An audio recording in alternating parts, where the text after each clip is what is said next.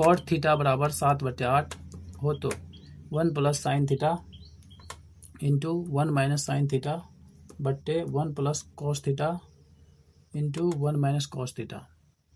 और यह सवाल जो है 2012, 2013, 2016 सेकेंड सिटिंग में पूछा गया है। लगातार पूछ रहे सवाल, हो सकता है कि इस बार भी पूछ दे। तो आपको इस सवाल को ध्यान से बनाना सीखना है और एग्जाम में आपको घबराना नहीं है, बस सूत्र याद करना है और सवाल को देखना है।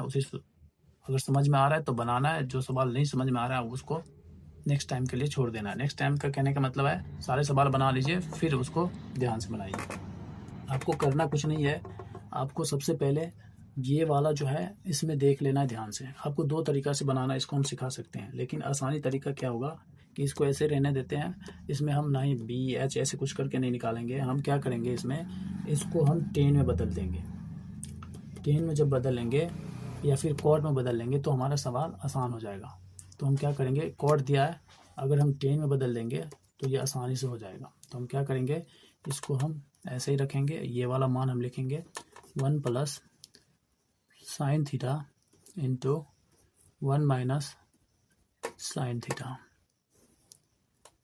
1 plus cos theta into 1 minus cos theta. अब यहाँ पर ध्यान से देखिए, 1 minus sine theta 1 plus sine theta 1 minus sine theta. यहाँ पर देखिए ए प्लस बी, ए माइनस बी के रूप में है। तो ए प्लस बी और ए माइनस बी क्या होता है, ए स्क्वायर माइनस बी स्क्वायर। तो ए हमारा ये है, तो 1 का स्क्वायर माइनस बी हमारा साइन है, बी दोनों में साइन ही है, ये देखिए, इसीलिए हम यही फॉर्मूला लगाते हैं, साइन थीटा का स्क्वायर। नीचे में भी सेम हो जाएगा, यहाँ पे भी हो जाएगा 1 स्क्वायर माइनस कॉस थीटा का स्क्वायर।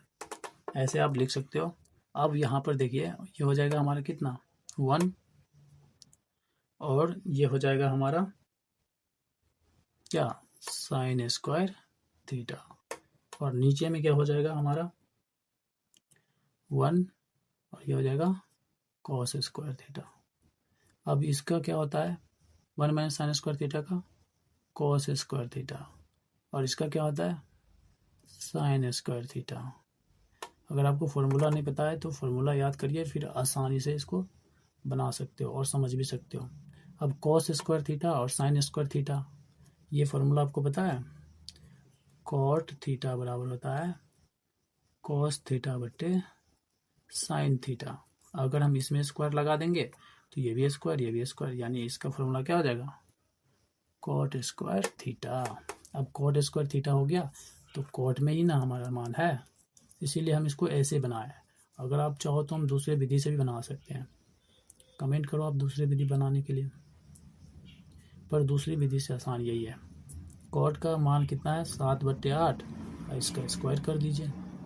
7 का स्क्वायर कितना हो गया 49, 8 का स्क्वायर कितना हो गया 64। ये अगर कटे तो काट सकते हो, नहीं कटे तो यही उत्तर हो जाएगा।